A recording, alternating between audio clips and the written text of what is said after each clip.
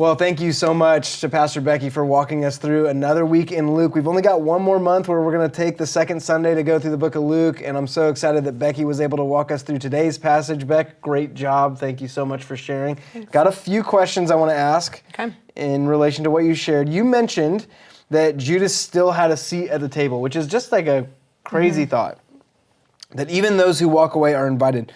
What do you think that tells us about the kind of community that Jesus wants us to be or to become today? Yeah, I mean, it's one of those like things that I've always thought has been super interesting in the passage of the Last Supper, because Jesus is literally like inaugurating this new covenant, right? Whereas the old covenant, as we've talked a lot about at Cornerstone, the old covenant was contractual with, Israel, and it required their faithfulness. And now God's saying, no, I'm going away with that. Jesus is saying, I'm instituting this new covenant where it's going to be my faithfulness that that establishes this covenant between humanity and God. And he's saying that while Judas is sitting right next to him, or around the same table. And as we know from reading through the rest of Luke, Judas will go and betray Jesus for some money, and that leads to the cross, and it just makes something theological, right, so much more personal, and it brings those words where Jesus tells his followers, take up your cross and follow me. They're so much more demanding, and I think that's when our faith becomes more real or more personal, is when it rubs up against the pain of our life, or the people that have hurt us or have walked away or have, brought about challenge or difficulty to us. And what Jesus shows us through the Last Supper is that it's even those people that we have to wrestle with. How am I making space for them? What would it look like to continue to extend welcome and hospitality, even to someone like the person who's hurt us, or the person who's about to betray us, or the person who's walked away?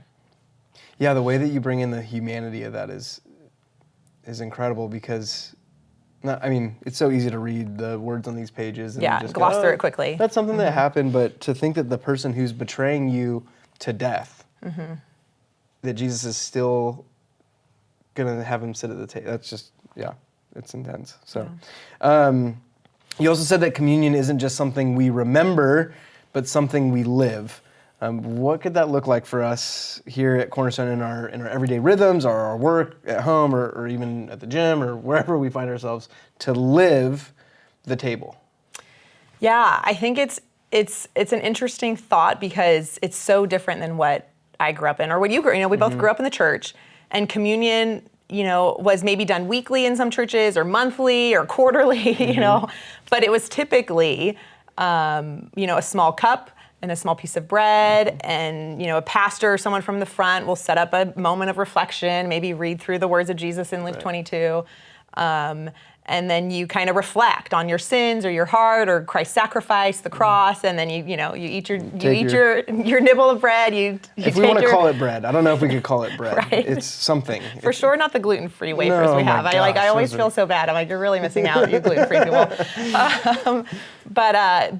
But I think we've only been taught, at least in the evangelical church experience I grew up in, we've only been taught that communion is just something you remember. It's a past thing that you reflect on, and you allow that, and it's a very individualistic thing. And so what I talk through in the sermon is how the communion table isn't just the past; it's a present as well, and it's a meal. It's not this individualistic reflection moment. It's this relational moment around the table, where as we're sitting around food, right? A literal table with food, with others, with Jesus as the center, as the focus, how that shapes us into the people of God. And so I think my hope, my heart for our church is to lean into that type of communion experience regularly. It's part of why at the Livermore campus we've started,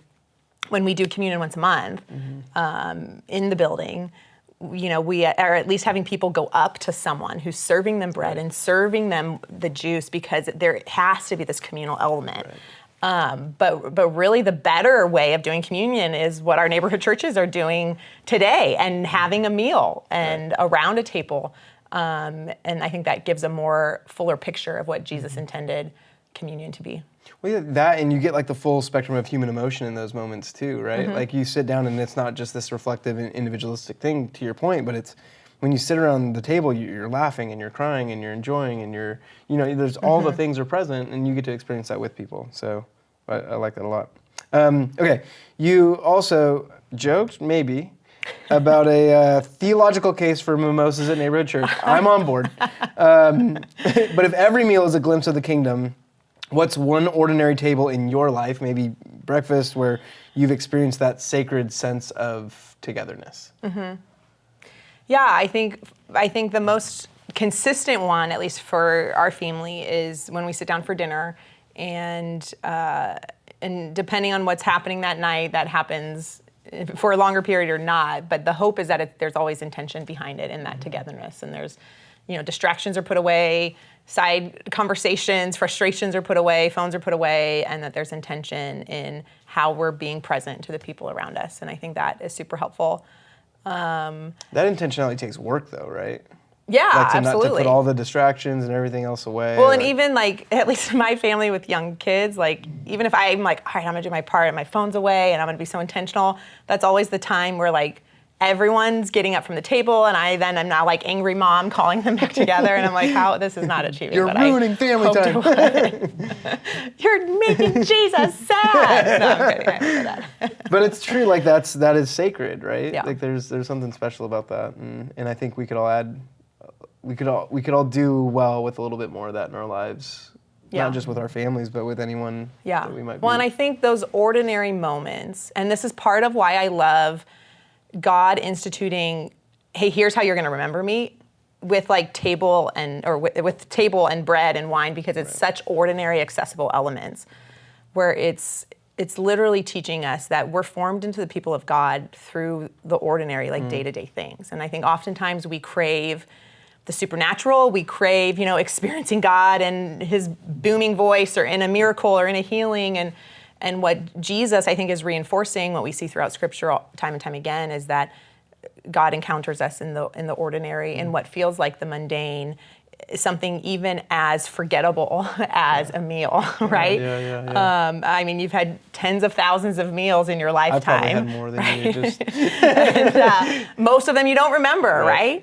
But it's in that repetitiveness of a meal that your body is being nourished, right? And in the same way, I think in the ordinariness of encountering God and one another at the communion table, not necessarily in the big or the supernatural, is most often how God's forming us into his people, people that reflect his hospitality and his welcome and his love to the world around us. Yeah. Oh, that's so good. Thank you, Becky, so much for sharing. Every time you teach, I feel like I'm challenged in so many ways. Your intention, your thoughtfulness, it always pushes me, and I'm super appreciative of that. Thanks.